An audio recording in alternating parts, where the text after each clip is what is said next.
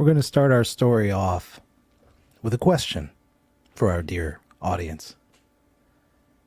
Can humanity measure its own potential? Perhaps it can be measured in its capacity to achieve. If greatness exists, then one has the potential to be great. For ages, humanity has expanded its understanding of its own potential, from harnessing fire to mastering agriculture to the invention of computers that can do complex tasks for us. Humanity is constantly discovering new boundaries and breaking them. But how far do these limits extend? And if we are truly capable of measuring our own limits, will we see those limits before we reach them, before it's too late? Our game begins on a ship named the Ballista.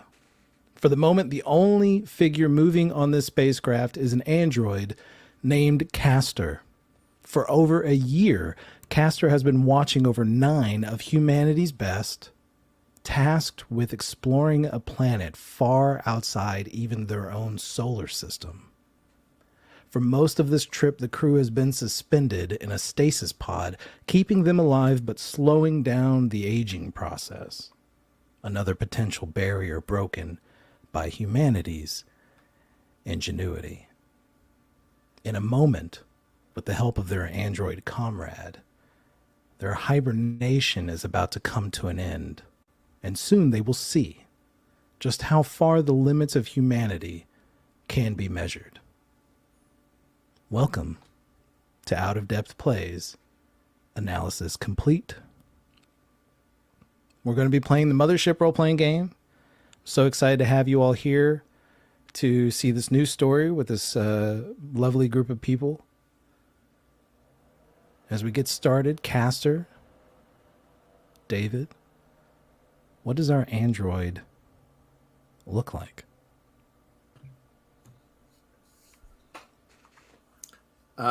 He's kind of got a wide, stocky base with 2 metallic trunks for legs, kind of little orange caps on his feet. He's got kind of a slenderer chest compared to what his legs you would think would have his chest size be. It has little compartments where he can store some of his things. And then he's got kind of a slight, jawline leading up into a boxy top to his head. Okay. Yeah. Right now, Castor is in the... Let me pull up this for you all.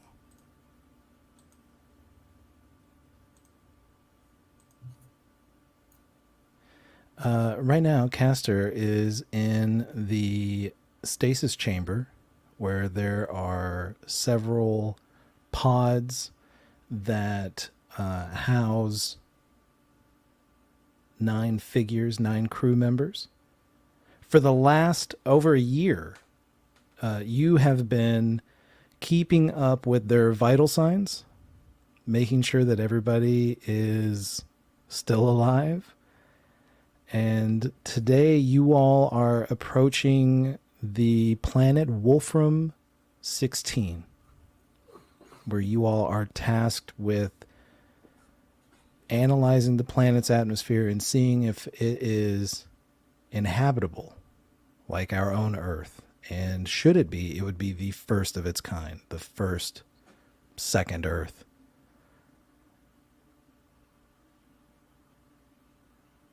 It's been kind of a lonely trip. How have you felt during this time with just to yourself over a year?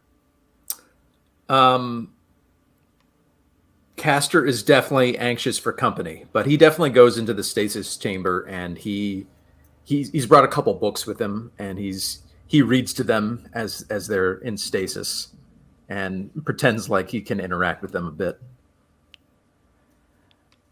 Today, you're going to awaken them from their hibernation. They are currently suspended in a liquid. It's a silvery, viscous liquid, almost plasmatic, and it is called stasis milk. That's kind of the generic term for this chemical compound that they are floating in. It in fact slows down the cellular degeneration that comes with aging, so that they don't age over this year, or they age minutely over the course of this year-long trip. There's a panel, and you press some buttons on this panel, and it is releasing that liquid into these tubes. You can hear it draining out, and it's going into a large tank that houses all of this liquid. Reading, your character has been asleep for 13 months.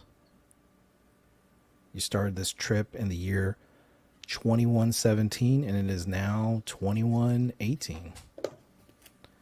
And your body is covered in this mesh jumpsuit that sends electrical pulses through your musculature to keep everything active while you've been asleep. And you feel this uncomfortable draining of liquid out of your lungs. You have tubes running out of your nostrils. Once this process starts to happen and this air is starting to re-enter your body, you have an impulse to like throw up, but there is a huge tube in your throat right now that needs to be removed. What is Rook's first impulse when this happens, being awakened this way?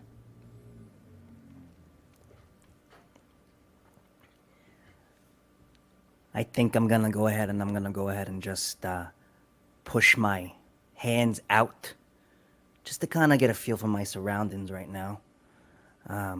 When I went into the tube, I'm assuming I was, in a small little space, and I don't really like small spaces. So I'm just kind of feeling around, getting a feel for it. I mean, this ain't the first time that a tube, going into my throat, but it's been a while, so this might be a little unnerving. Yeah. So you start kind of pushing at the sides of this pod that you're in, and it takes a moment as the liquid's draining out before it releases. It's kind of like a laundry machine. Like, it won't unlock until the water kind of settles out. But eventually it starts to press out. I would like for you to make the first save of the game. I need you to make a body save. For those listening at home, every character has a series of saves, body, fear, and sanity, that they need to make during stressful situations. And not succeeding can result in consequences.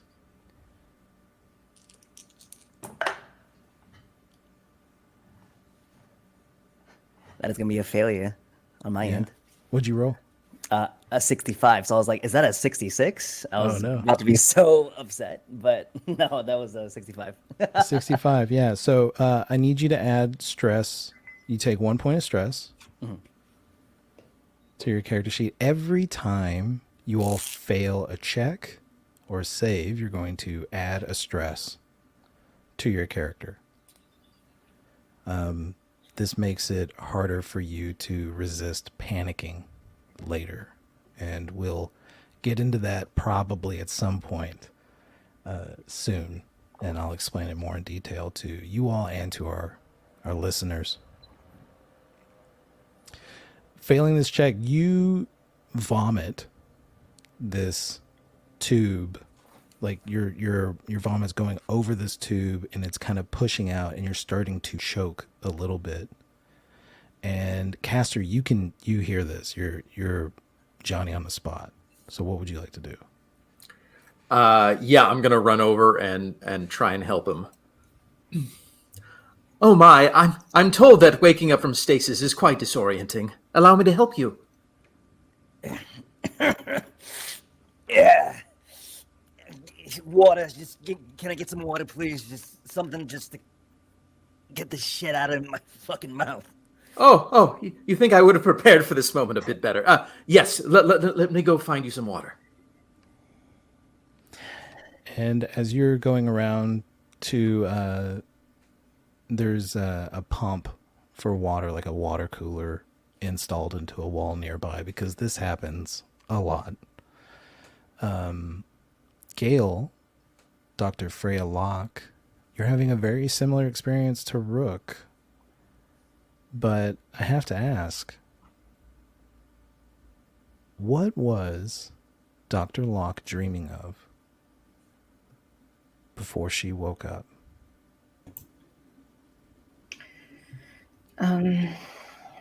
She was dreaming of alarms going off and dogs barking and rats squealing and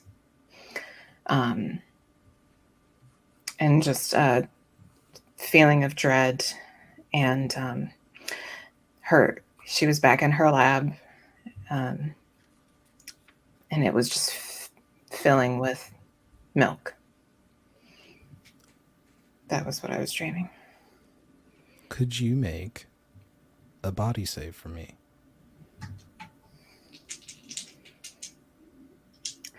And just to be clear, that is a D100 to roll under my body. Right, and your body number is what? What is your score for your body save? 17? So Gail is going to roll a D100, and she needs to roll under, what did you say, a 17? Yeah. I believe that's So, oh gosh, it looks close. Oh, sorry, that's a 70, not a 10. But I would have rolled under if it was a 10. oh, it wasn't close at all. It wasn't a 16, it was a 76. Sorry. 76. Also to note, if any of you roll doubles on your dice, 77, 66, 55, so on and so forth, those are critical failures or critical successes depending on where they are on your sheet. So if you get under and you roll doubles, that's a critical success. If you get above, that's a critical failure. Gail, you also are about to have a similar experience with this stasis milk evacuating your system post haste. Castor, as you turn around with a cup of water moving towards Rook, you hear a similar explosion from Dr. Locke's pod. Oh my, perhaps I should have staggered the awakenings a bit more. Oh. I imagine that like I keep like breathing it back in because I'm trying to get the liquid out of me, and like I'm almost like inhaling my vomit as I go in.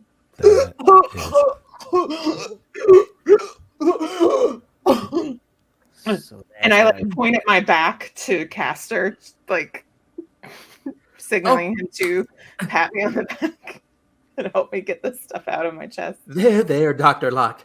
Every day is a new day. Yeah.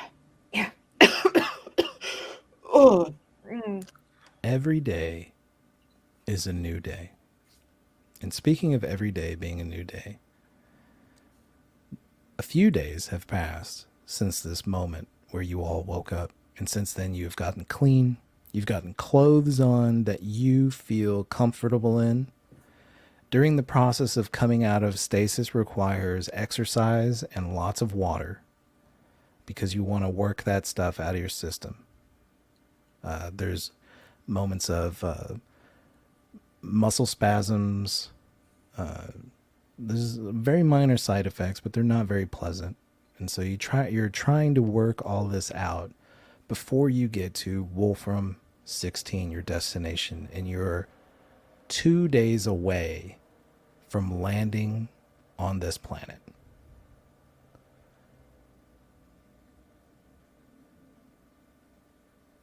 Rook, now that you are yourself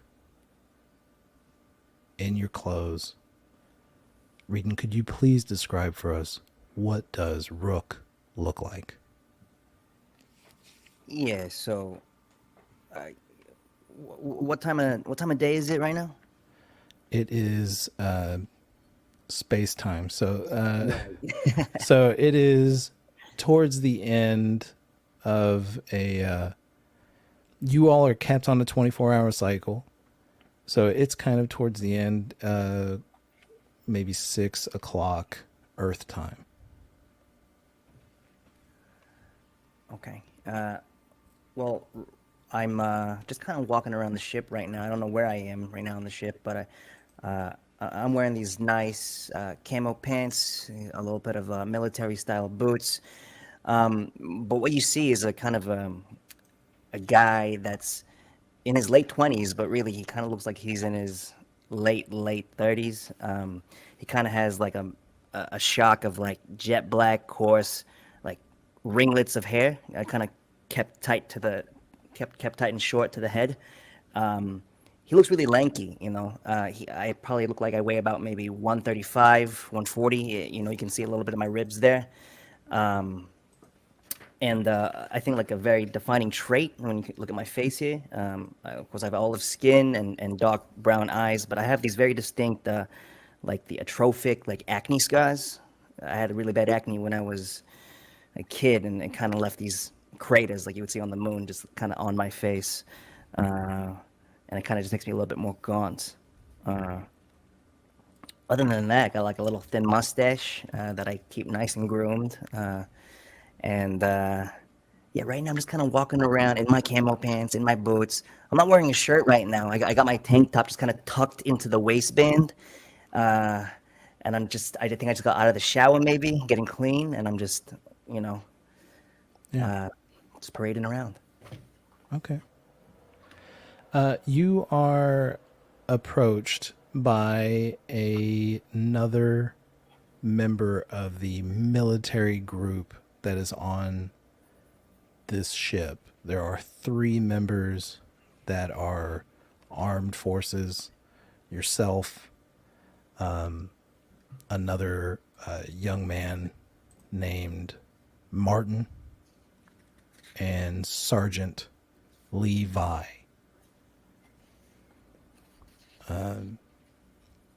Levi and Martin approach you, and they tell you to follow them, and they take you to one of the barracks. There's 2 different barracks that aren't being used right now, and for a little private meeting.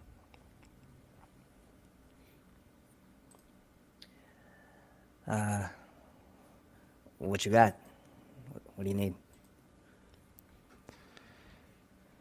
Yeah, I've been asking myself the same question, man. We're about to make our way to this planet, and something doesn't seem right, does it? Sergeant seems a little preoccupied with something. And the sergeant says, I can talk for myself, thanks. And she says, listen, you're not to discuss this with anybody right now. This is just for us. The only other person who knows is the other scientist, one of the scientists on the ship. And she's referring to Dr. George Asper. She says there's some electronical interference coming from the planet. Now, we knew about this when we set our course here. It's part of the reason why we came. We wanted to see what it is. Now, look, I don't think we're going to be walking into little green men or anything like that. Right. But one of the cargo boxes in the hull has some weapons that may seem a little extreme for this type of mission. Our Right. job when we get down there is to secure the area and make sure that there's not little green men floating around.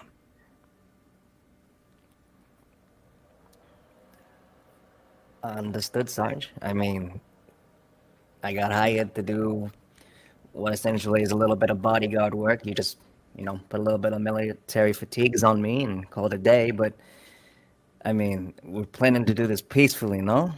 If we do encounter any little green men, as you say. We don't think there's going to be anything there. I don't think it's going to be anything either. Yeah. But depending on the situation, we're going to have to take peace into account because there is only 9 of us. So then the job becomes securing our exit. And you had to tell me this in private because... Not everybody on the planet, not everybody on the ship knows about the signal.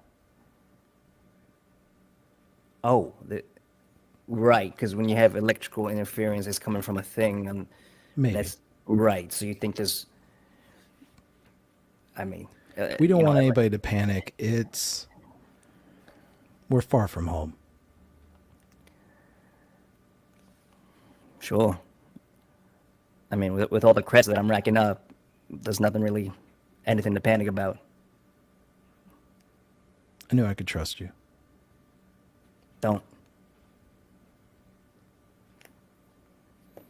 And she parts ways. Martin, who is a very amiable, nice guy, blonde hair, stubbled beard, that he's growing out to hide his very boyish face, is staring very deeply at the floor.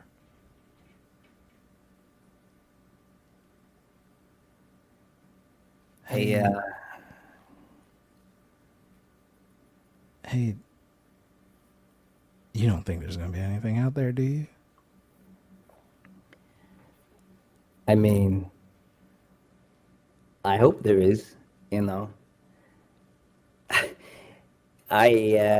seen a lot of things in my life that mine, and were you living in a small town your entire life, or have you seen? I've been places. I've been all over. Like to the end of the block, or you've been around the world? Have you traveled? I've been around the world, sir. And you saw some things, and it surprised you. I suppose, yeah. And you grew up because of that. You gain a little bit of perspective. Yeah. I mean, And if anything, he's like not listening to you now. Like he's saying words like a conversation would be, but he is staring off into nothing as you're talking to him. To be honest, mine, I hope there is something on that planet because,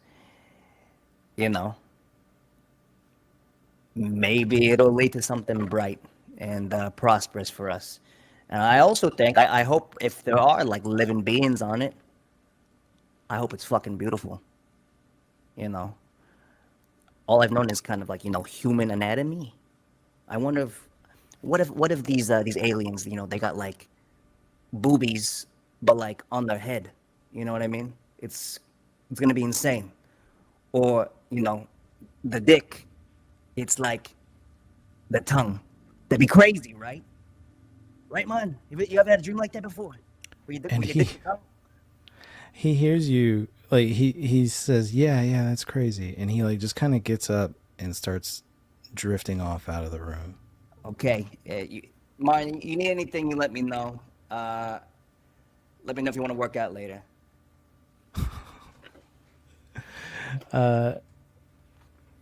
David, while this was happening, you are in a lab room with Dr. George Asper. He's this 40, mid to late 40s black man. He's got kind of graying on the temples. Keeps his hair a little not very clean cut, kind of keeps it a little shaggy. Slender guy. He's got like a pair of pants that looks like it was straight off the rack at Target or something, and a belt that he's skinny enough that the belt may belong to, that may be from like the children's section, because it's got like little color bands in it, like a kid's belt. But he's very tall, and he's playing a game of chess with you. Have you ever played much chess? Oh, why, yes. I used to play quite a bit of chess. I fear I'm at a bit of a disadvantage. No, you don't have to feel that way. I used to win, but my previous owner kind of adjusted my skill level. He got tired of losing, is that what you're saying? I believe so. So I'm really competing against what your previous owner's skill preferences. That's correct. If I can beat you, so would he. Who was your previous owner? Oh, well, I happen to be owned by the man that created me, my father. Oh. That's interesting. I've never heard a Mason unit speak about fathers that way. I mean, they Yes. general terms, but you speak very lovingly.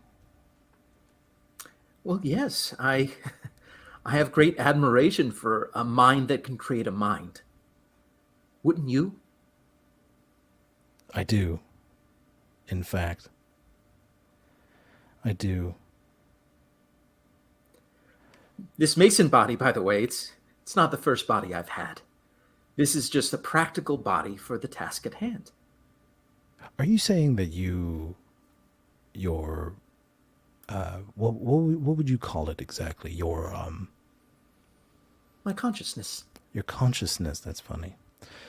You're saying this isn't your first body, and that it comes from another body. Is that right? That's true. Is that unusual for androids? I'm not really sure. I get a little jittery around androids. I like to do everything myself in my hand, but I decided to since we're on this trip, I decided to take this time to get to know you a little bit better. Well, I feel a little jittery around you as well. You have to understand, I've been having conversations for you for over a year now, but now you can finally talk back. What do you mean by that? Oh, well, any story that I tell you, I've probably already told you. It's been a long time. Are you saying that you spoke to me while I was in hibernation? How would you pass the time? Would you just spend it in silence? I mean, no. I guess it's a natural inclination. I mean, we speak to babies in the womb, right? Whether they can hear us or not. Exactly. I've read The Sun Also Rises to you all about 30 times. I've never read that book. I wonder if I read it to you now, if parts of it would be familiar. No, this is very interesting. Very interesting indeed. You said you've read it 30 times.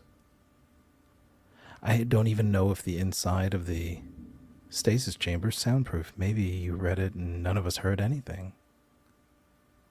Would that That's very upset you? possible. I believe it would, yes. I'm very sorry to hear that. But if I don't seek out the answer, I guess I never have to be disappointed by it. Do you have a copy of this book? Perhaps I Why- could read it on my time off, and I could tell you if I remember anything. Why, yes, I do. I have it in my locker. I wish that they allowed us to take more personal items with us, but I, alas, only had the one book. I think I would like that very much. I'll get it for you later tonight. Oh, that's a good move. Yes. I took my finger off the piece, and now I'm regretting it because you said it was a good move. You don't use tricks like subterfuge, verbal trickery to kind of make your opponent. Do you understand sarcasm? I do, yes. Okay. My previous owner used it quite a bit. Do you ever employ sarcasm as a strategy? I've tried, but it oftentimes doesn't hook with the person. I can understand that. You see, I've been trying to learn how to laugh recently, but it comes off as very disingenuous. There's certain things about androids that have that effect.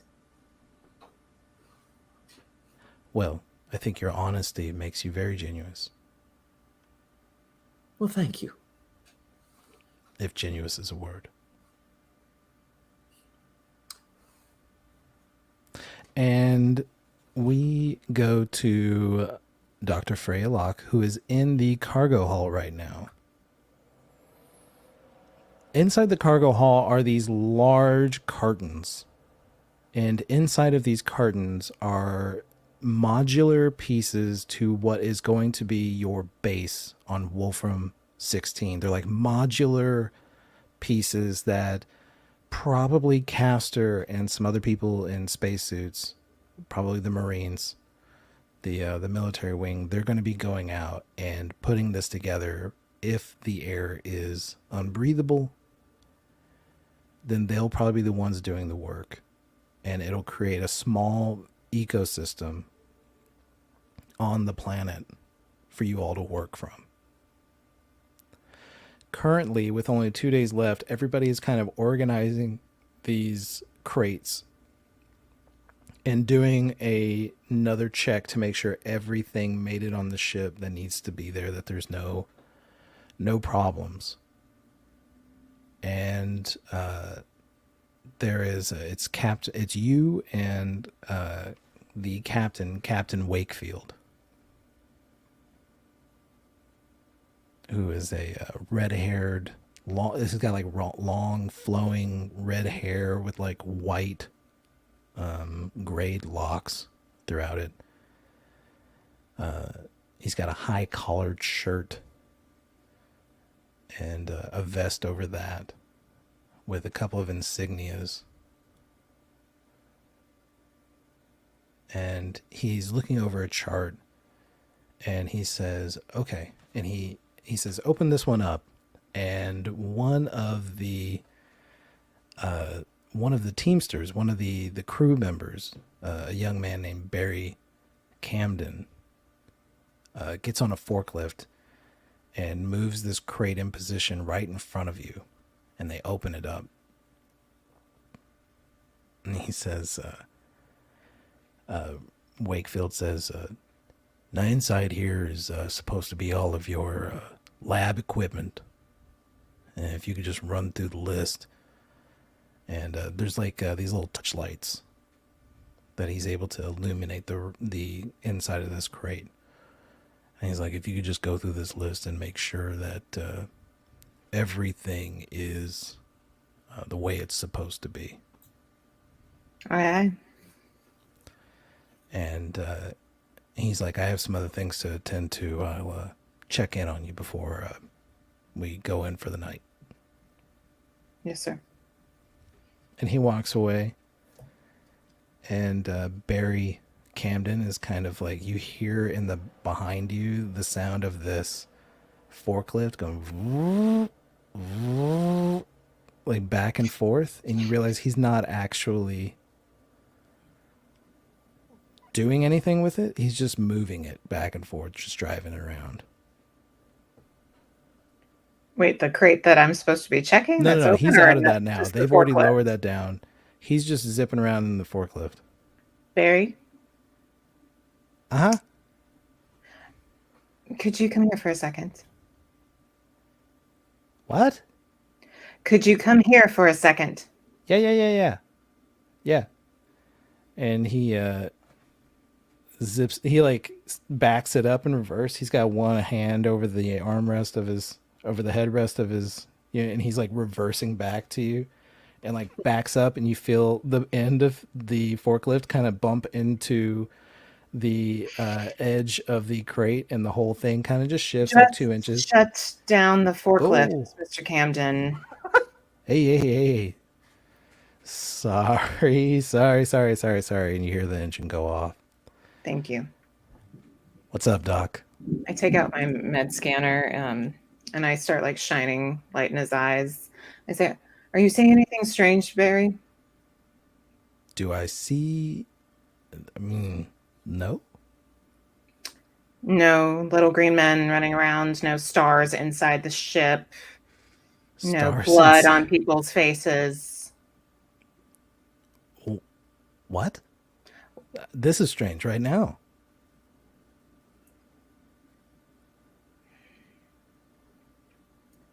Look, if you don't want me to drive the forklift around, Were just you say, fooling "Cut it around, out." Mr. Camden? What? Were you fooling around with the forklift, Mr. Camden? Ma'am? Yes? Okay, please don't. You could have ruined my equipment. Yes, ma'am. Okay. I won't. I'm here to make sure that you're okay, all right? So when I see strange behavior, I'm going to check on you, all right?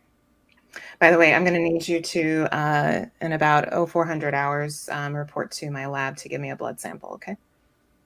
Oh. And preferably a urine sample if you can maybe drink some water before you come. Jesus. All Thank right. you. This is a little much. We like to check and make sure that your blood and urine match when we left, that there's no adverse effects of the travel to Wolfram 16, To my urine? to the minerals in your body that has passed through your urine. Okay. What would happen if... Is it possible that the minerals in my body that go through my urine could be...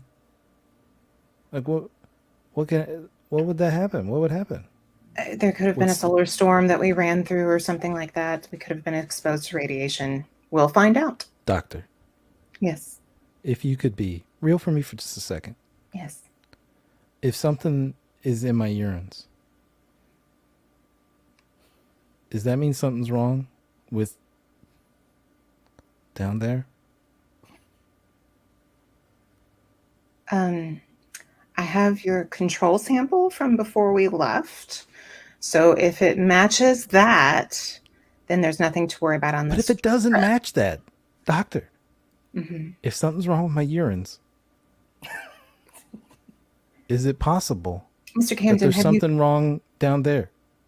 What happens if it doesn't match? then I will report it. You'll know. What will it say on the report? Something's wrong with his down there? It'll say something's wrong with the balance of minerals in your system. Oh. Yeah. Listen, I'm just trying to blow off a little steam. We don't know what we're going to see down there, okay, doctor? We're not going to say anything incredible. Trust me. We're not going to see anything incredible? You don't think so? We're going to be on a different Okay, planet? yes, we're going to see something that I think is incredible, which is like plants and germs and little bugs or something like that. But we're not going to see anything that's going to excite anybody, really. That might be incredible to me, Doc. What it, Barry? Maybe. I was hearing one of the guys talk on the way down here about possible, alien ladies with boobies on their heads. It's not a very good evolutionary place for it to grow, but anything's possible. I would find that amazing, is all I'm saying. Maybe not attractive, but I would be interested for a little bit. Good to know. Well, thank you so much for getting me my equipment. And please do let me know if you experience anything strange. And see you in 400 hours. I'll leave you to it then. Yes, thank you. And you are standing in that room for several minutes, going over the list. Is Dr. Freya Locke very... she seems very precise about this, right? Yes. Checking and double checking, making sure that the inventory is correct. Yes. Particularly because I want to get my lab rat homes ready so that we can get them out of stasis. And I want to make sure that they survived okay. Yeah. As you are going through your list, it is completely quiet. And you maybe didn't even notice that it got quiet in the hull of this ship until you hear the sound of somebody crying.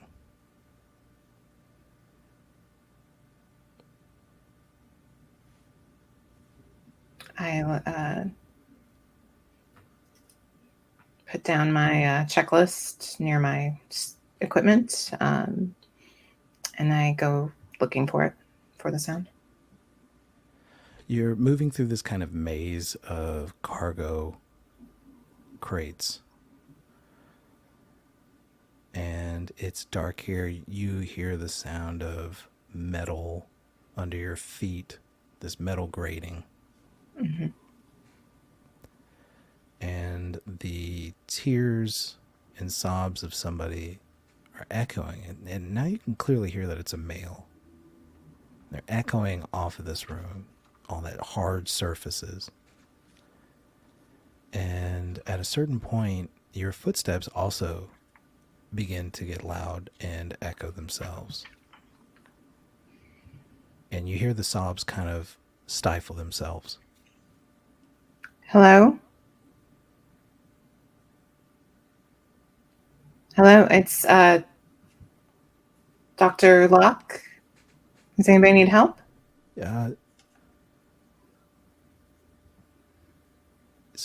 Sorry.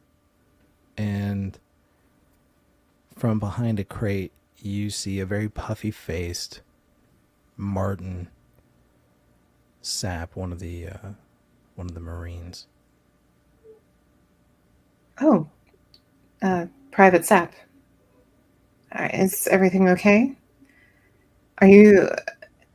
I mean, we can go find a private place to speak, but are you feeling all right? I'm a doctor. We can talk about it. He rubs his eyes and he says, Doc, I guess I've been feeling kind of weird ever since we got out of the pods. Yeah. I've been just, I don't know, I've been thinking strange. Well, I don't want to say. It makes me uncomfortable to talk about, I guess. I'm sure it'll be fine. It's very important, Private, that you tell me, actually.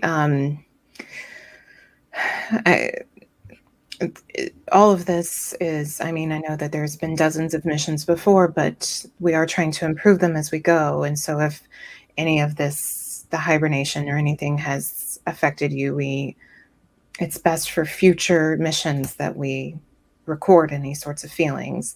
If it goes away on its own, or if it,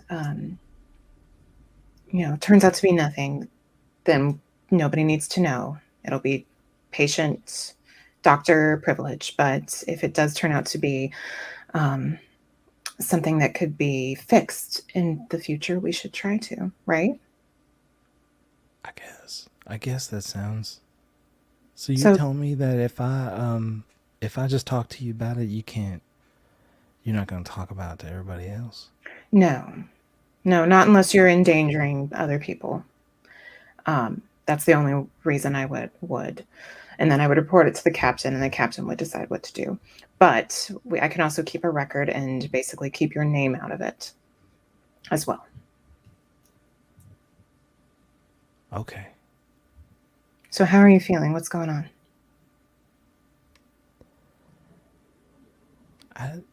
Once we got out of there, we started doing, the exercises and starting the filtration stuff to get all that stasis milk out of our system. Yes. And I've done it before. Like it's not new to me. I've been places. I know I look young, but I've seen things. Yeah. But I've been having these weird thoughts that I never really had before.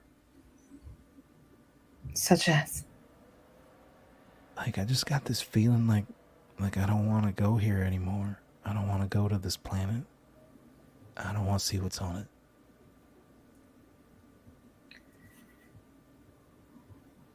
it. So, Martin, can you tell me, did you feel this way before we left at all?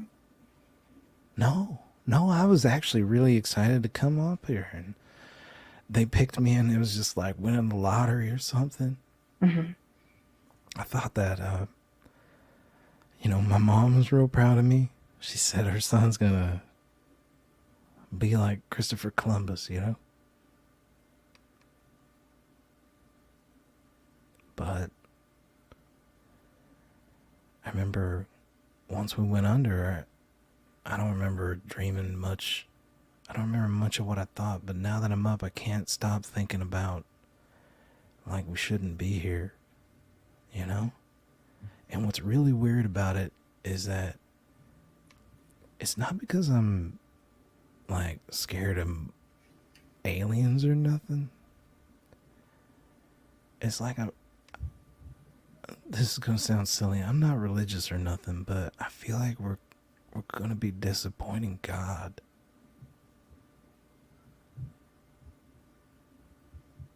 Like maybe he don't want us here. And I never thought nothing like that before at all. I mean, I've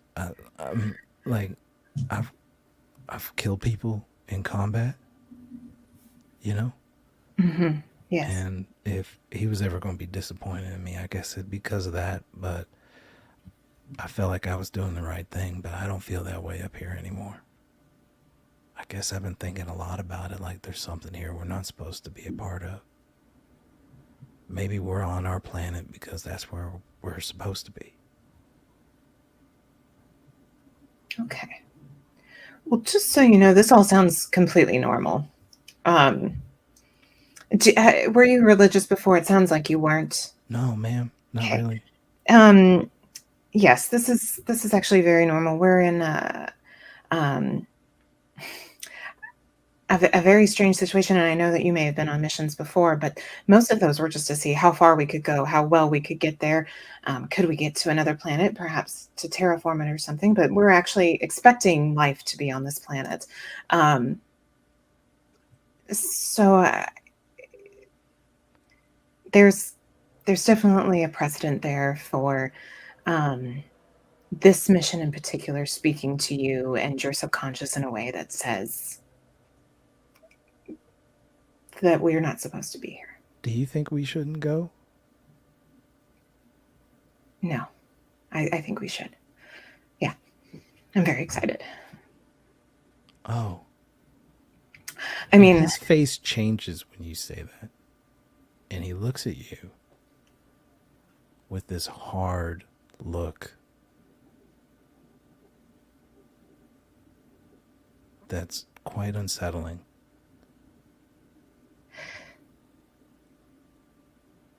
well, we are here to do a job, and I would say just keep doing your duties, following your orders, and if this increases, especially if there's specific areas where it increases, like you feel compelled not to do something in particular, please let me know, okay?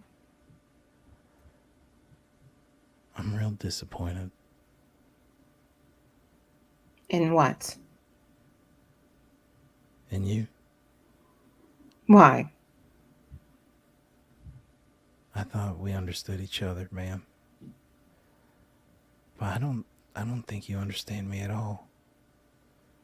I think you're just telling me what I want to hear so that I go on your little trip to your little planet that God doesn't want us to be on. I can see how it would feel that way. What I'm saying is that You this, just keep talking and you keep talking. and you keep every not word listening. that comes out of your mouth is lies. Look, you're just panicking. That's all. I have a book on it. All right. I'm not just trying to get you to do your job. If you really don't feel well, you can be excused. I've already told you I don't feel well. Yes, mentally well. Is there anything in particular that you feel incapable of doing on your mission?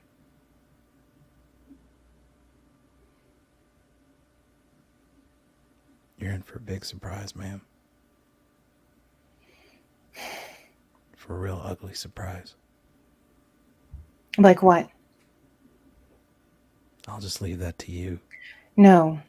As your doctor, I have to know. I don't think I want you to be my doctor anymore. Well, there isn't another doctor. Then I guess I don't have one then. And he turns and walks away. And I flip him the bird and go back. And I just start mumbling to myself as I work.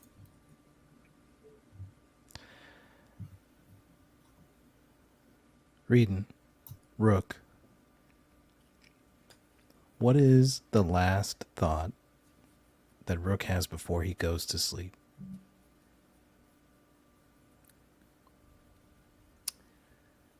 Usually it's about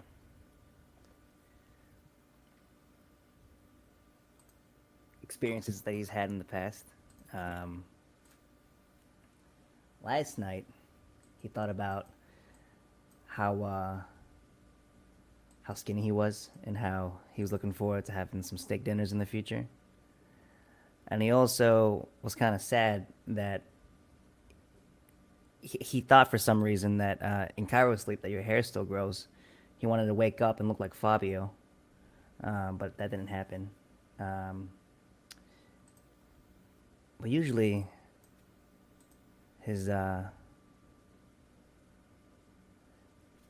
pretty collected dude right now, I would say. Dr. Locke, as you're about to go to sleep, you're laying in your bed. The lights in the hallway bleed under your door. And you can hear the sound of footsteps coming down the hall, and then a shadow at your door. It stops, and it seems to stand there, and you can feel like whoever's standing there is inches away from your door.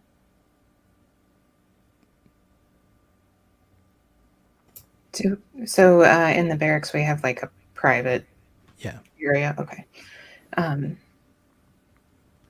Everybody has their own little room. It's built like cubicles, but like from floor to ceiling walls. But, and you said that this barracks is the only one that's inhabited, the other one is not. So pretty much anybody who's going to sleep is around? No. But everybody's going The conversation they had earlier was when nobody was in the barracks. Oh, okay. Gotcha. Okay. They're both used. Okay. People have plenty of space. Okay. Well, I'm just going to then say, hello? There's nothing. I'd like for you to make a fear save. What is your fear, Gail? 30. What is 30? Unless you're asking what she's afraid of. 87, I fail. Yeah. The shadow doesn't move. You gain a point of stress. Okay. And when you say hello, you kind of trail off and cut yourself off. Hello? And you, instead of this aggressive, assertive Freya lock, feel suddenly uncomfortable. And you pull the blankets up tight, almost like you would have when you were a child.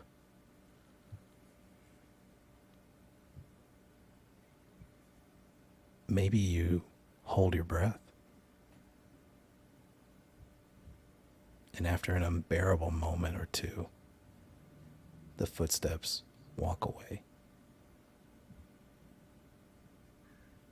And it's not for several moments after that that you are able to go to sleep.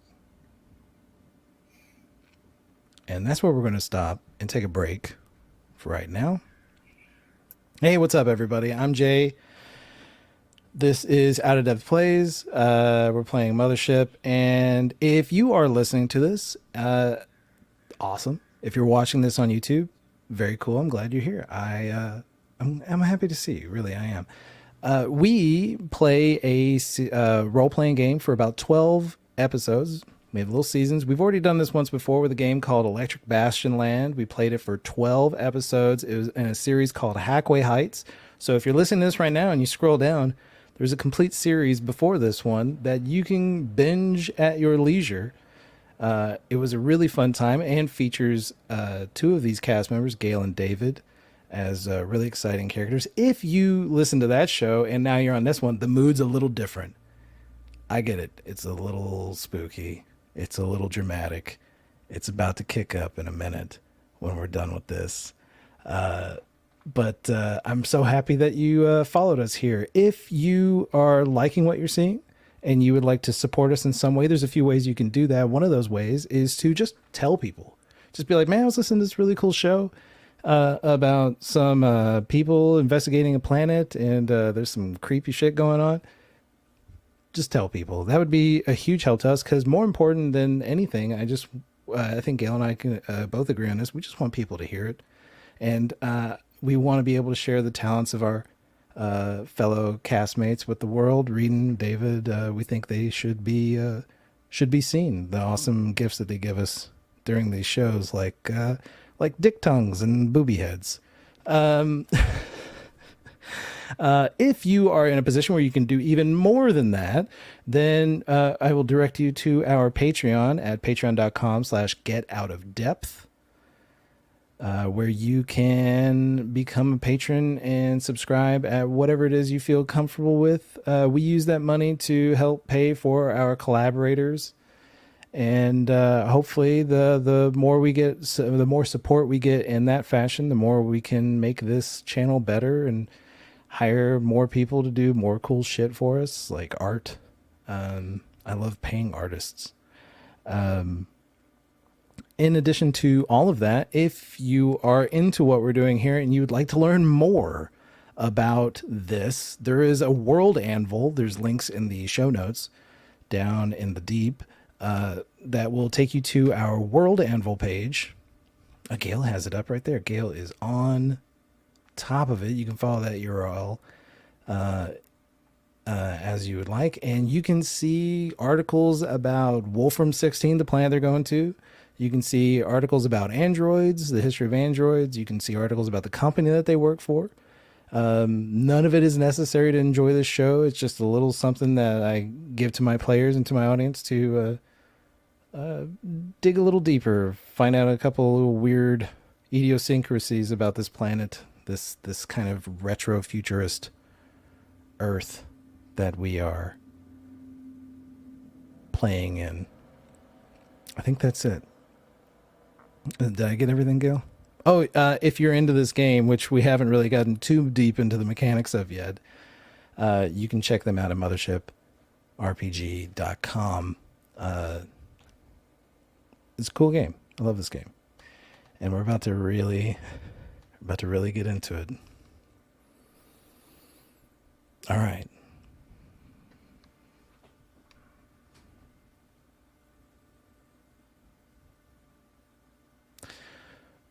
Rook,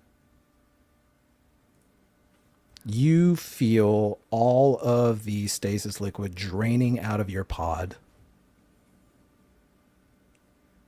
The tube is in your throat. And you're hearing massive alarms. Through the little window of your pod, you can see red lights flashing. The ship is rocking violently. And you are back in that suit, that electric mesh jumpsuit. I need you to make a body save.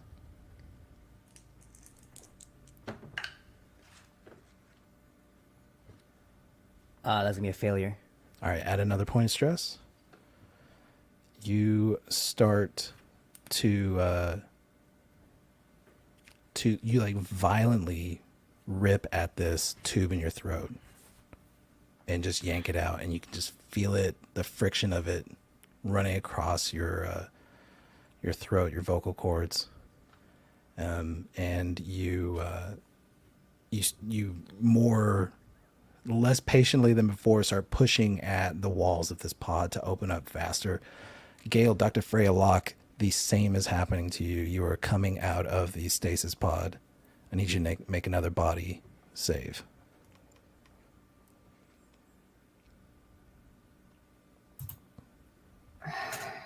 That I was just going to say I failed, but I realized I critically failed. It's 44. A 44. So you're going to take a stress. And you are, oh boy. I told you guys we were about to start playing the game. Now that we've introduced the characters a little bit, gotten to know some people, did the how do you do's. Gail just critically failed on her body save, and she is in a moment where she is going to need to make a panic roll. The way this game works is you take stress every time you fail a check, fail a save, you take more stress. At some point in this game, at several points in this game, you're going to be presented with a really awful situation. One that challenges your ability to stay calm, and you will need to make a panic check. That is where you will roll a d20. It's the only time that we roll a d20 in this game. And you need to roll a number that is under your stress. And right now, everybody started at 2, and you just gained 1 from the first half of this episode. You gained another stress just now from failing that body check. So your stress is a 4. You need to roll under a 4 with a d20, or you are going to panic. That's a 16. Wait. Isn't it over for panic? I would think so too. Oh, over. It's Over. okay. I'm sorry. well, It is over. Yeah. Because when you roll under, Otherwise, gaining stress would be a good thing. I'm like, Right. yeah, you're just so stressed out that you're crazy. I don't For know. your character, that may be possible. Right. You need to roll over it. Sorry. Okay, I rolled over it. Okay. I was like, So all right. you're good. You're able to hold it together for a little bit, and you're yanking this tube out of your throat, and you're just hearing alarms going off, and the ship is rocking. Out of the corner of your eye, you can see Rook emerging from his pod, and you can see like some of the stasis milk, this silvery liquid, all over the floor in here. Other pods are empty, and other people are starting to come out of their pods. What do you do? I'm trying to get unattached. Trying to find a safe, a place to get to safety. To like, is the captain around? Is Castor around? Castor would theoretically know question. what's going on. The captain might have been woken up first. I don't know what I was doing in my pod. Yeah, it's I already weird. woke up in my pod. Yeah. I'm assuming that was a dream. That was weird. But I'm looking for the captain or Castor. Okay. You are pulling yourself out of the pod. Yeah. Uh-huh. And Yes. you slip a little bit and hit the ground a little hard on your chest. You kind of feel it. Doesn't quite knock the wind out of you, but it's that kind of awkward. The floor is like walking on ice right now. Rook also kind of, you see Rook's feet slipping, and he's able to steady himself on the side of his pod. And you also see, you're looking around for Castor, you're looking around for Captain Wakefield. You don't see the captain. Castor, you are coming out of your diagnostics hibernation. For the rest of our players, every 7 days, Castor has to go offline for 12 hours while his neural network reassesses all the information and data that he has gotten over that 7 days. It's necessary for his AI to take a time of processing that information without new stimulation, or his system starts to have errors. And Castor, you awake, and you don't remember going under. Actually, you do remember going under. You remember being on the planet Wolfram 16 for several days. And now you're on the ship, and there is a siren blaring. Do I remember like what happened on Wolfram 16 during those days? You try to access some of those memories, but why don't you make give me an intelligence roll for you. So you give me an intelligence check. Okay.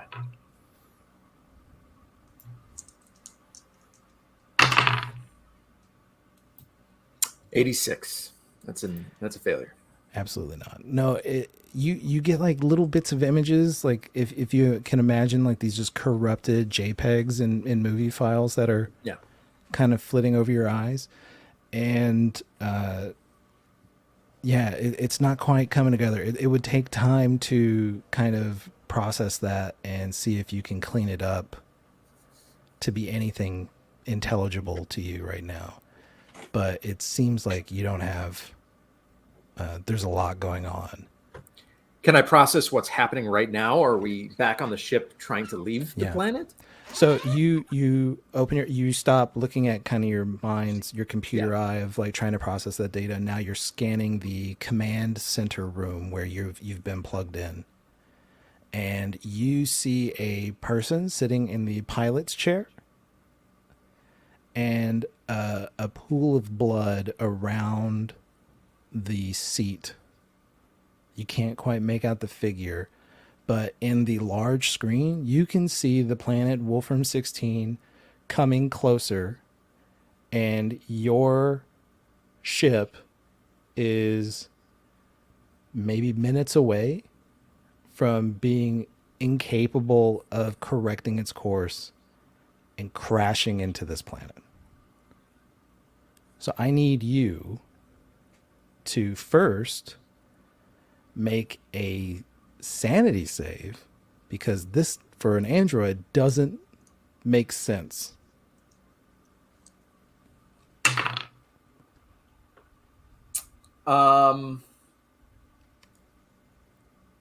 That's a 1.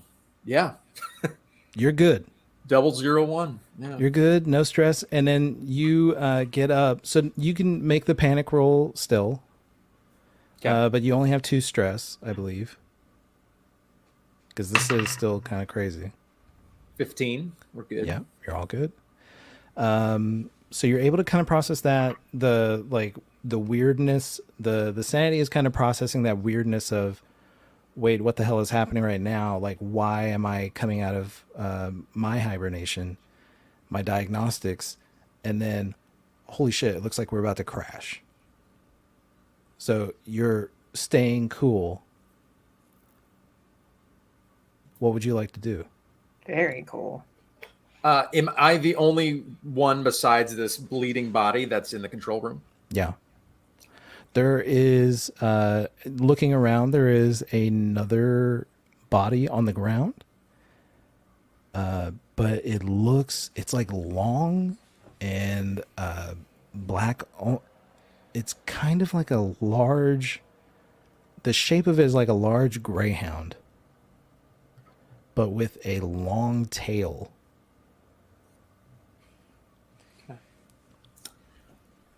Oh my! It's on the ground and it looks like it's dead. Mm-hmm. Like it's not moving.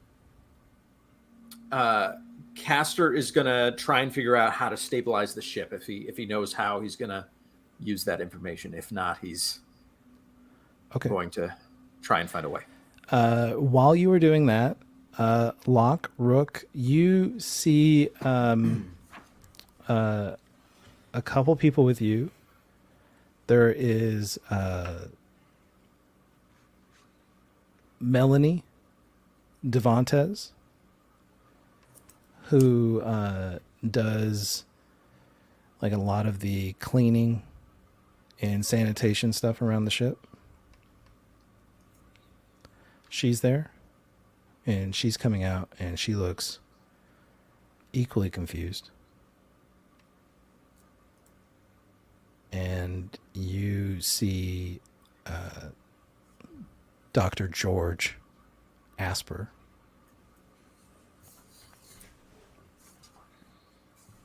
And they're kind of sprawling out. And there is a voice coming over the intercom, a computer voice,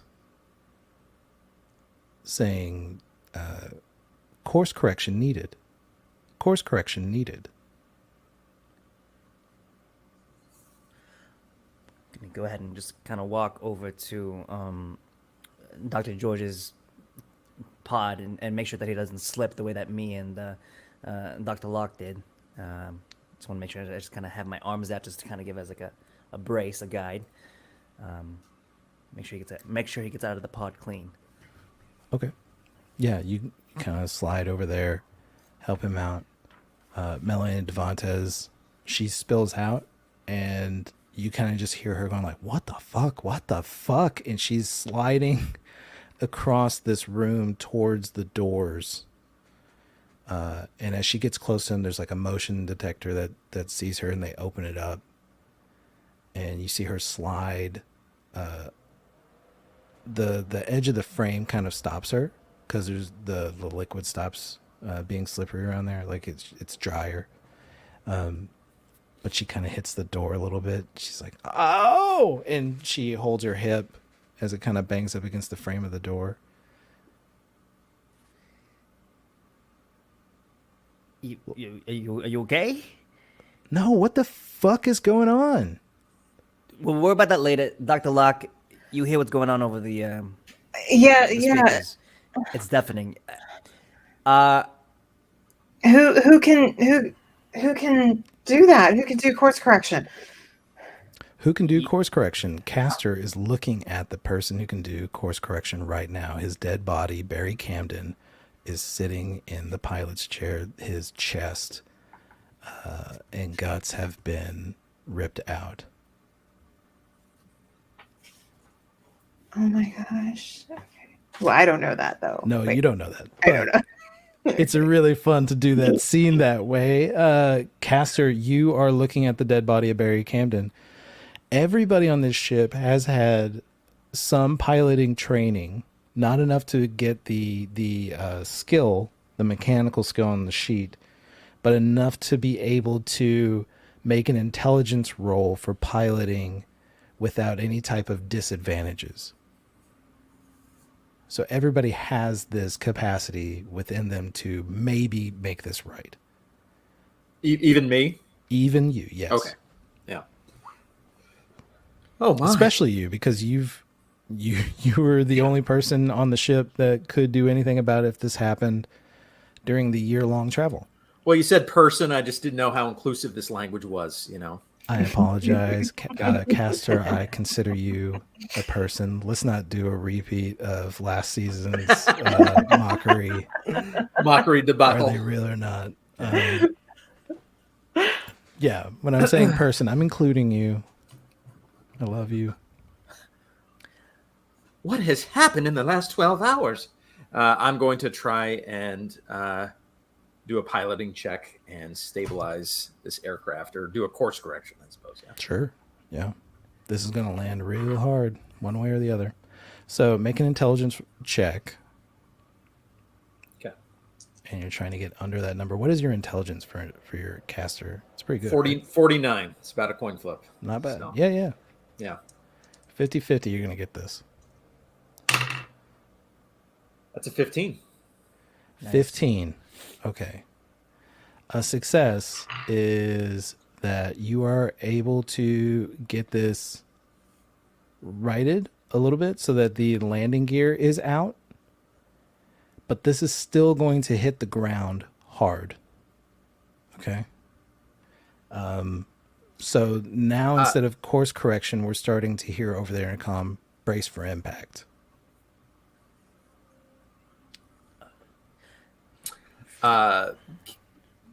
Can Castor get to a place to brace himself as well? Yeah, it's one of those like, okay, I got that fixed. And then it's pulling like a roll bar down over the seat, like a roller coaster. Yeah. Okay. What are you all doing, Locke and Rook, when you hear brace for impact?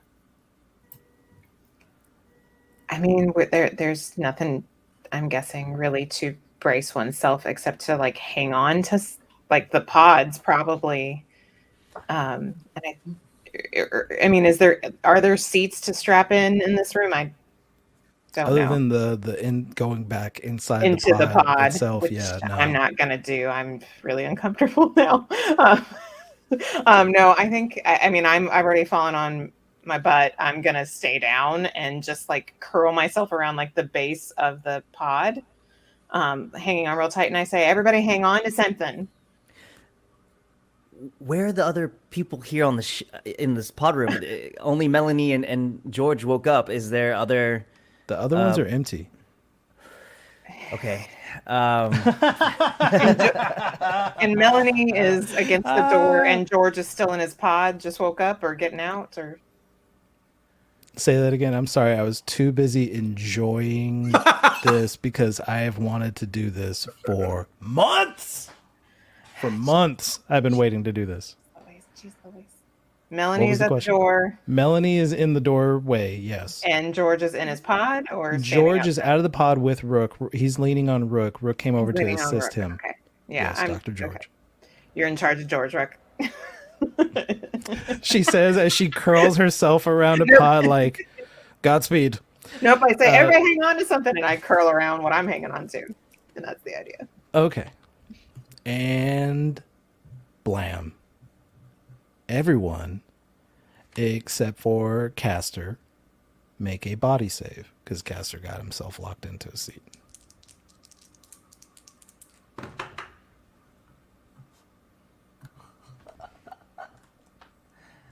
That's gonna be a critical failure on my end. Oh, what'd you roll? A 66.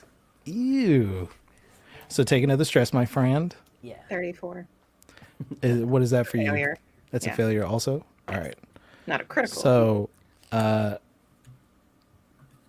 Gail, you're going to take 7 damage as this thing hits, and you're too slippery to hang on to this thing. And you go sailing up into the air 8 feet and then slam back down to the ground. Critical fail for Rook. You're gonna take 6 hit points of damage.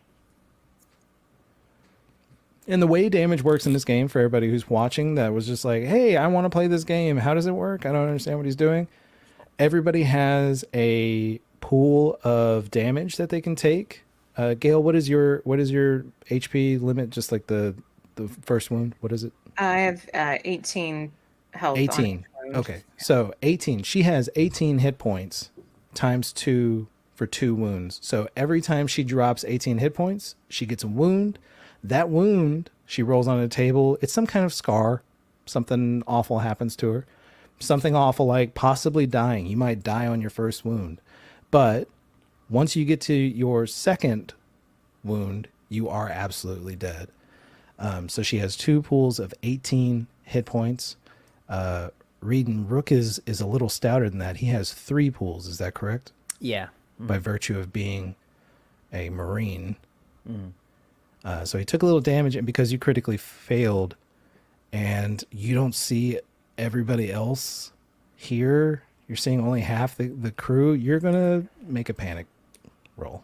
Sure thing. And I think the thing that kind of sets off the panic is I looked over at Cassidy's pod where she would be, and I saw her gone there, and that kind of made me freak out a little bit. So Yeah. Stress is 5. Got an 18, so. Okay. So you don't panic, but you are going to take that damage. Everybody else is also going to... Ouch. Yeah. Melanie Devontis eats it real bad. Oh, I had a feeling. Like she's in the doorway, darn it. Yeah. She just got She like hits it, drops, and then it closes, closes shut on on her. her Yeah. It elevator closes on her hips. Right on her hips. Yikes. She's gonna feel that if she ever makes it to 60. She's not. So what? Spoilers, she's not gonna make it. Yeah, maybe she will. I don't know. TBD. That is now our goal, is to make sure that Melanie Make sure makes it Melanie to the makes it. end. We gotta save Mel. we got to spite you, yeah. All right. The ship is settling. Everything's still.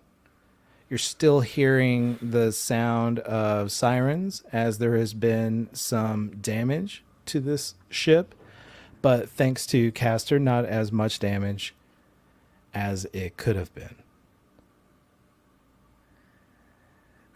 Here's a question. I'm hurt and I'm inspecting myself, but I'm also in the pods. We don't have our stuff, do we? Like, No. I don't. No, you're like in that electric mesh suit right now. So you all are kind of in the jumpsuits. Not kind of. You are in the jumpsuits.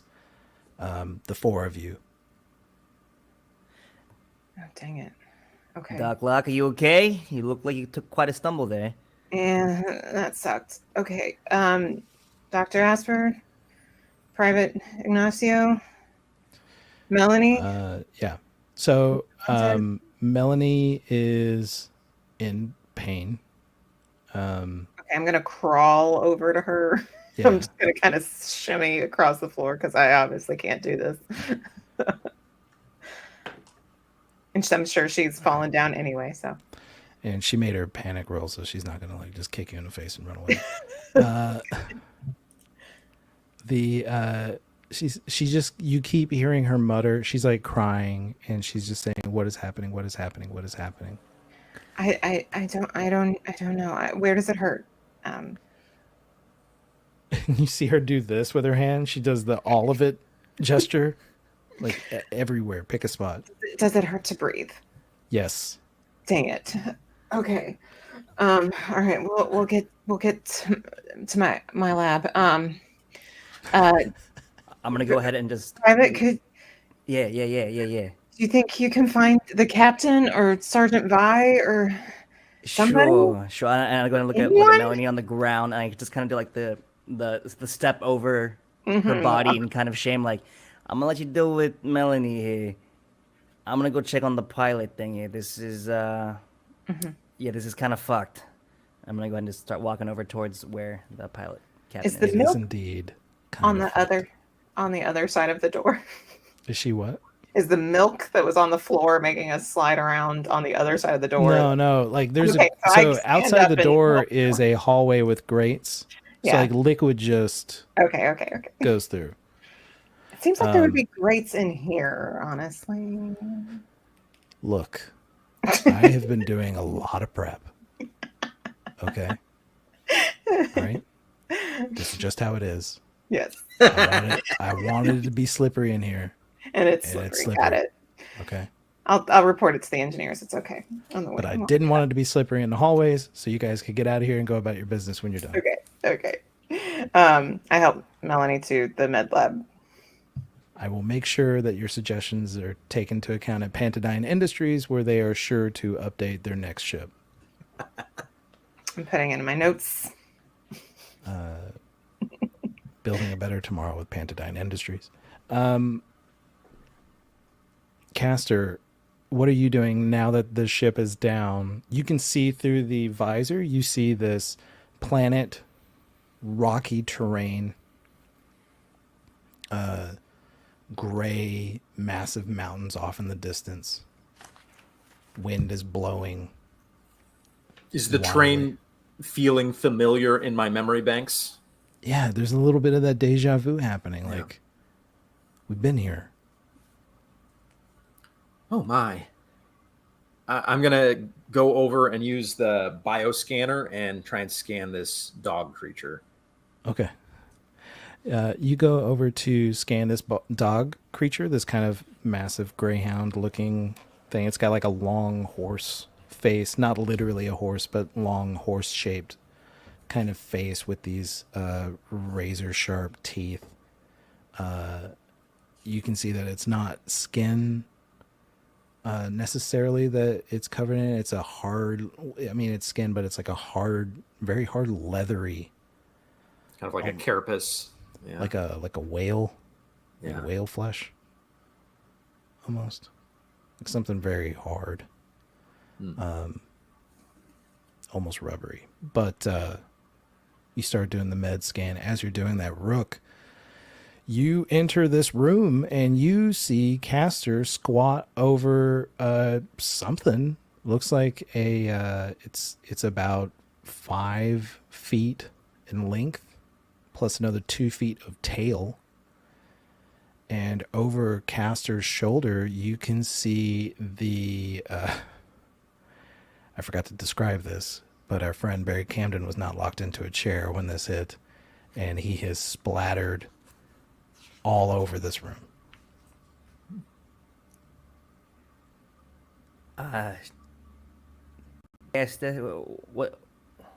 What the fuck just happened? I am not quite sure, but I am slowly hoping to regain my memory to figure out exactly what just transpired.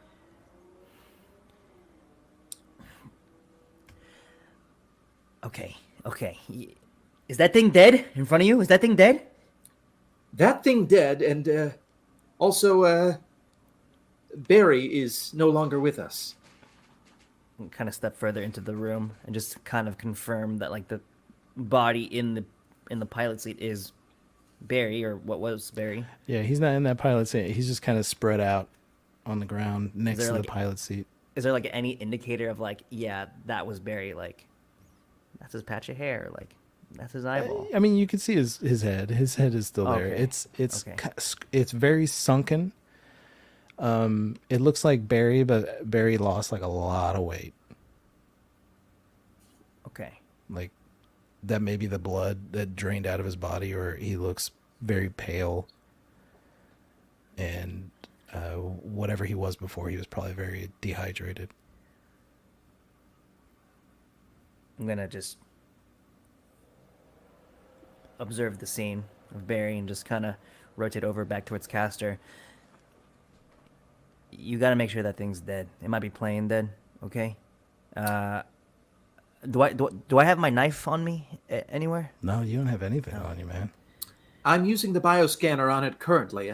It will certainly give us as much information as possible, but I do believe, yes, it is dead. Okay, yeah. Listen, I'm going to go and try to find the captain right now. I can lock this door, right, once I leave? Yes. Either of you can, yeah. That's totally possible. Okay. You might just, like, do you want to come with me? I mean, we can hold hands on the way. if you're feeling a little scared. I feel like I should complete this bioscan to understand exactly what this is. It does not seem to be something that I recognize. For all I know, the ship is leaking fuel, and we kind of need all hands on deck right now. We gotta find the captain. Maybe just leave that bioscanner on the ground, let it do its thing, and we got time here. You know, I don't know where everyone else is at. I woke up and it was just me, the two docs, and Melanie. So, And the bioscanner is pings. It's not alive, whatever it is. There's no pulse. If you give me a command, I must obey. oh, I didn't realize that's how he worked. Okay, let's go hold hands. Let's go find the captain. Yeah. Of course, I will hold your hand, Rook. No, I'm just fucking with you. Don't hold my hand. Yeah, Castor's holding your hand, dude. I command you to hold my hand and walk with me down this hallway because I'm scared. Rook, can I ask you something? Can we walk and talk? Yes, of course. Okay, let's go. Yeah, what you got for me? I seem to remember us already having been on this planet. Is that something that you recall? No. No, what do you mean? Well, unless my dad has been corrupted, I believe we've already been here. I mean, we're on it right now. I mean, maybe you got data from another... No, that doesn't make sense because we're the first ones here, right? I agree with you that it doesn't make sense, but it is Right. something that I do recall. Maybe you... I mean, you do dream? Are you... I know... I don't know how this whole Android thing works. Do you have, like, thoughts? You kind of, like, think of all the different paths of possibility? You probably just... You're just doing the math in your mind. I don't know. I do not believe that is what happened. I did just awake from a diagnostic test, but I believe we were on this planet for a couple days.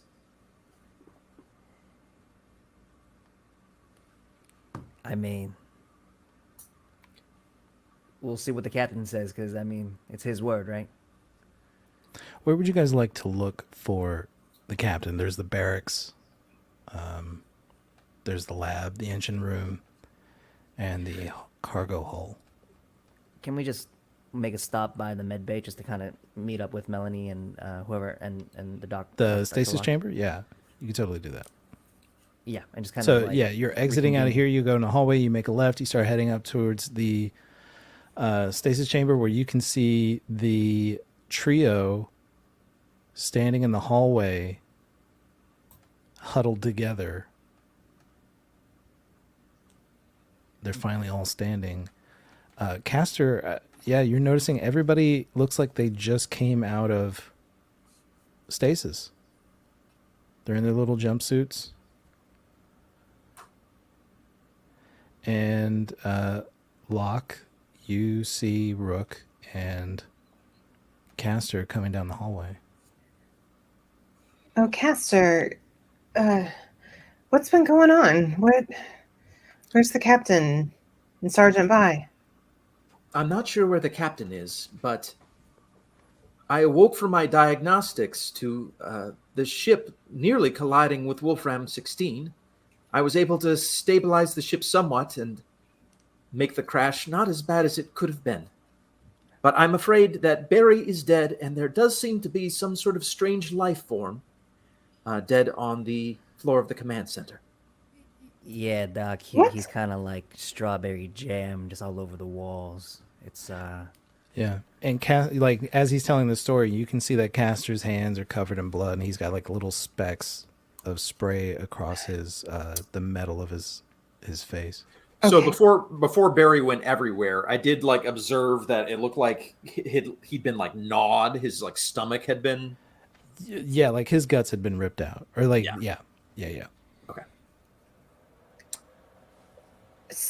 Wait, you said his guts were everywhere. What did he? yeah, it's Connecting the dots, I do believe whatever this this dog-like creature was, perhaps killed Barry, but something killed it as well. A dog-like creature. Crap. I should Not a say chihuahua. it was not a dog, though. This did Right. not seem like something I recognized from Earth. What type of doctor is Dr. Asper? That's a good question. Dr. Asper he's well, let me ruffle this paper over that. I have a word for it. He's geology Geology. and Okay. some physics. Okay. That's Those what I kind of go figured. together, don't they? Yeah, I figured I was the life form person. He was the terraform person. Okay. Okay. Yeah. Okay. All right. All right. Can Dr. Asper, can you get Melanie to the med bay and strapped in? I'll come and do a diagnostic. I just want to see what this thing is. And Dr. Locke, I mean, considering I don't want to do anything, but military expertise here, I think we should kind of stay together for now. We don't know if there's any more of those dog horses roaming around the ship right now. Okay, I think it's honestly, Private Ignacio, as a doctor, I have to say that if there is a foreign creature on this ship, we need to isolate it and anyone who's been in contact with it. Rook, you can pull rank. I mean, in cases of emergency, it defers to you guys. Castor, who has to stay here? I mean, whose side are you on here, Castor? I mean, this is kind of like a ma and pa dispute. Do you like me? I mean, we held hands for a little bit. Or you like the dog? Whose side are you on? Because honestly, I'm kind of, my head's spinning right now, and If you tell me something to do, I will do it. And if Dr. Locke tells me Okay, can you something make to a do, I shall do choice? that as Can you make a well. choice right now? Should we go with Dr. Locke's plan or my well thought out strategic plan? Are you asking me to be a tiebreaker? Is that a command?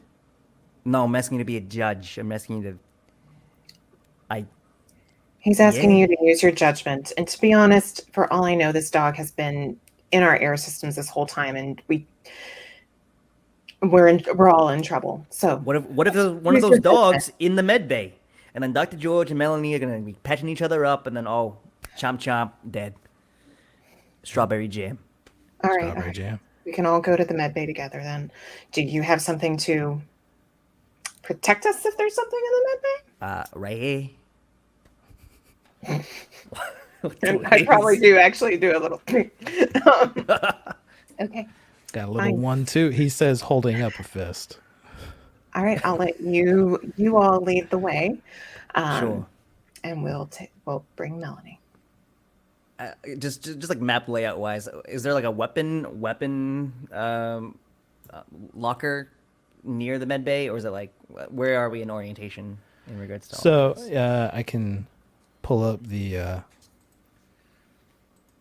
map again, and I'll try to describe it for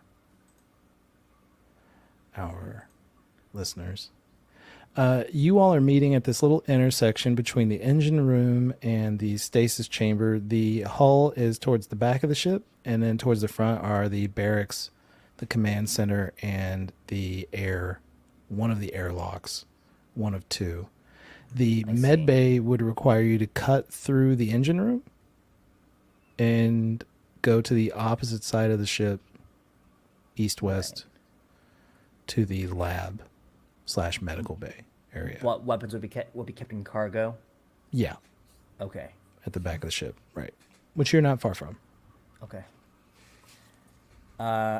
Okay. So, Castor, are you good with anything? I mean, I think we should make a trip straight to the cargo. I mean, considering if all the other people spilled out of their thing, they might have wound up there. I think we should just check the engine room, the whole, the cargo hole. I kind of don't feel really safe, kind of just walking around with just the fisticuffs. You know what I mean? Absolutely. I am with you. You mind leading the way? Of course. I will lead the way. Right. Cool. Android shield. Is that what we're doing? Yeah. So I guess we're just gonna head north into the cargo hold here. Sure, yeah. You go to the cargo hold, you open the door, and when you go in, you see that the cargo hold is completely empty. Like all the crates that were filling it up, Freya, this is a little weird to you because you were just in here hours ago. All those crates are gone. There are a couple of crates here and there. They look like supply crates. But all the ones that would have been for like the modular haven, those are gone.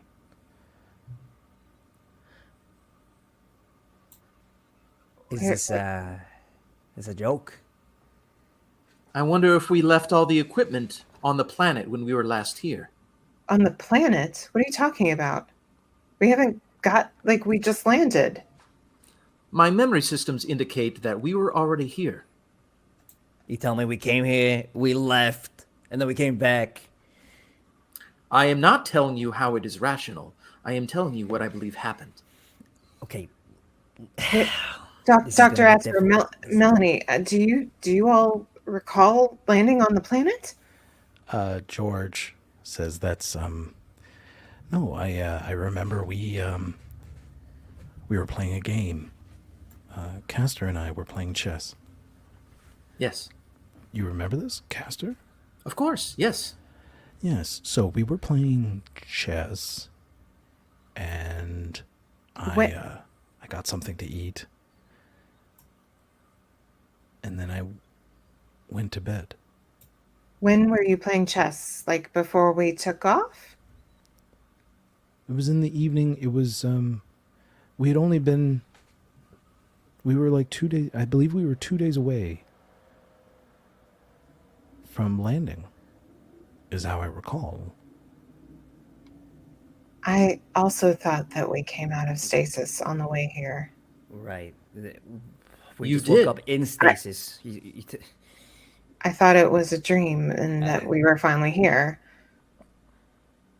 That No, something went wrong. You did previously wake up from stasis. I can verify that. Don't you remember? I gave you the glass of water. Yes. And pat my back, yeah. So we were on our way home? Of that, I am not sure. And But- none of us remember this?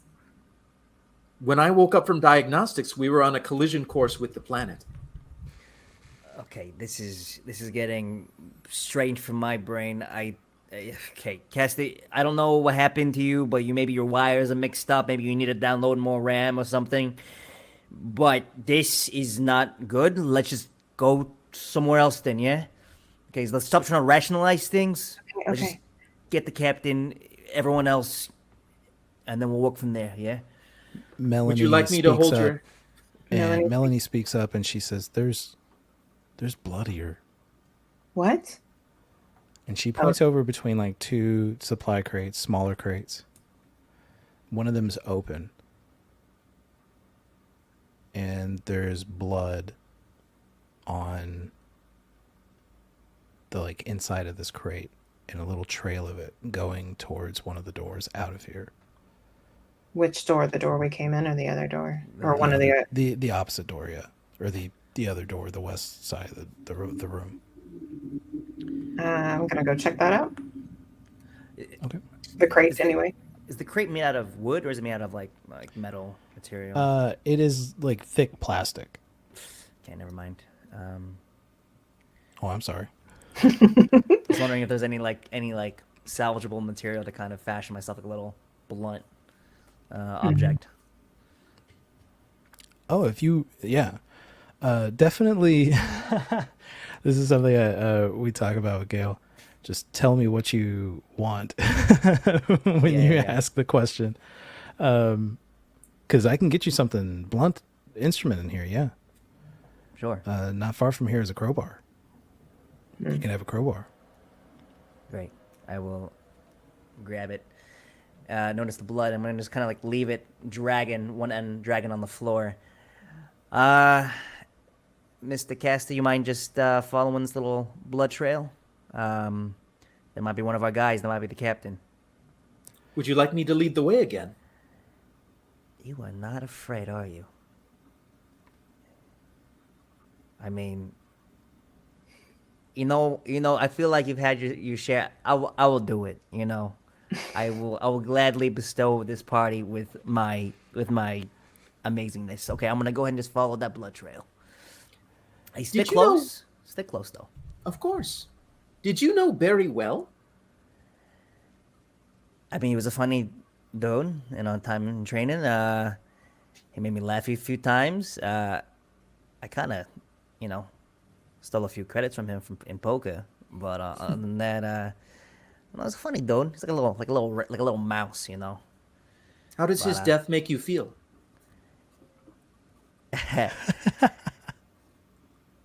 Hey, we in therapy or something? Just come on. This is not.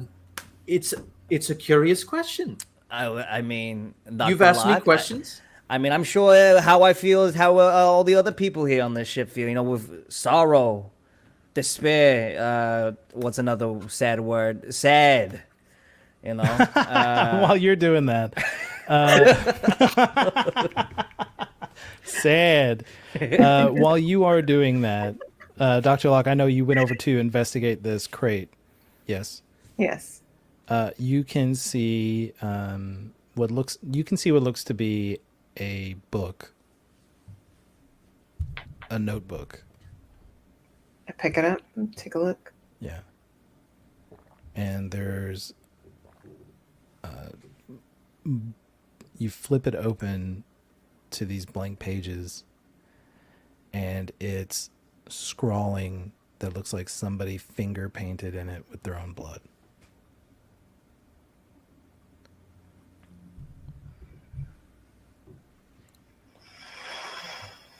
What you got there, Doc? It's a notebook. It's a notebook. Oh, someone's diary? No. It's just pictures. It's Oh, it's words. It's letters that say "can't go back."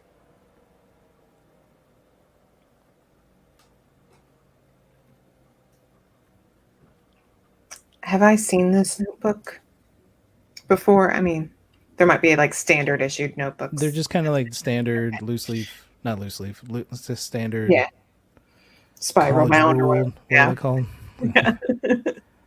Okay. I mean, who's it belong to, Doc? You might just flip into the inside, the inseam. That's I mean, I do. I look at the very front and the very back to see if there's initials for somebody who might have had it. But Yeah. You see BC. Well, that has to be Barry Camden's. Yes. Yeah, I believe that was Mr. Camden's. Okay, you mind just holding on to that? That's Yes, I will. Yeah. what the fuck? Okay. The blood goes towards the med bay door, isn't that correct? The door that side that would go towards the med bay. Yeah. All right. Yeah, let's go. All right, follow me, my sheep. You lead your lambs to the door into the hallway. You're making your way towards the med bay, the lab. You make your way inside. Most of the lab is empty. Like a lot of the supplies and equipment looks like it's already been transferred out of here. Shite. There's a few emergency medical kits, the supplies of which are pretty rudimentary: gauze, neosporin type antiseptics. Is my lab coat in here? No, it's not. Shite! It has my screwdriver and my med scanner and my vaccine. But what about my vaccine? We're past that. Get my booster shot, man. Yeah, but my vaccine. All right. I'll take one of the med kits. I'm gonna just kind of shove it into Melanie's hands. Hey, Miss, hold on to that, and then we'll take care of you once we, find everybody. Okay. Uh, This is There is a It's computer terminal in here connected to the doorway that you can access the ship's computer. okay. Can we strap her down and like, if I can just get a look at her, just make sure that she's okay. Yeah, sure. there's a medical bed that's a part of the room. It's a fixture in the room. While And you she do hops that, up on the bed. me and Castor might be able to check out the computer. Then what's the password, Doc? Uh, This is people can log into like their personal accounts, but this is a ship's computer. You could log into like your account yeah. or just the general computer system from here.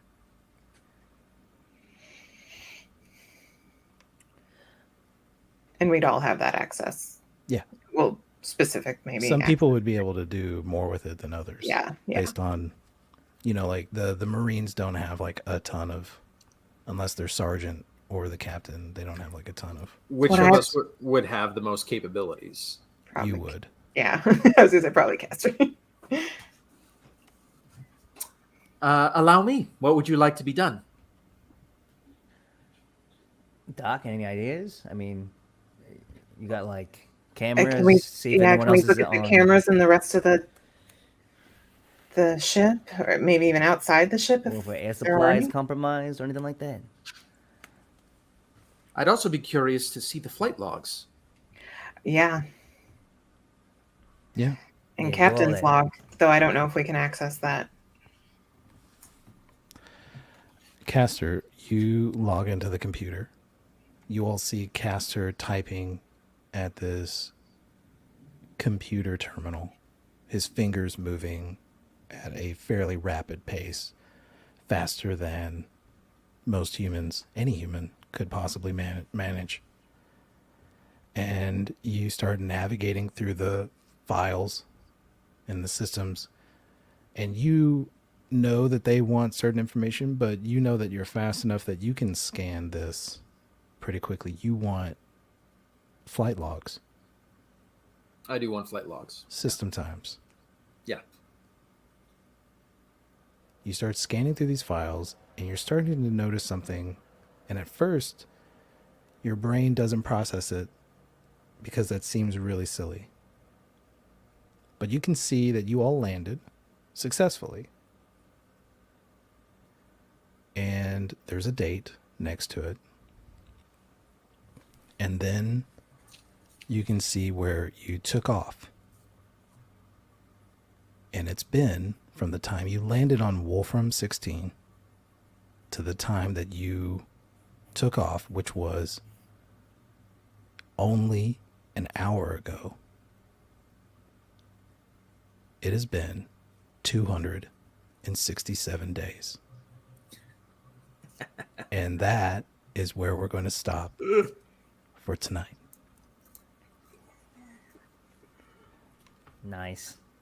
Thank you so much to Reedon, to Gail, to David, to anybody who's watching this. I appreciate it. If you liked what you saw, hit us up on social media or whatever. I will probably look at it one day. Not making any promises. But thank you all, and join us next week for episode 2 to see what the hell happens next. Everybody have a great good night. Safe travels.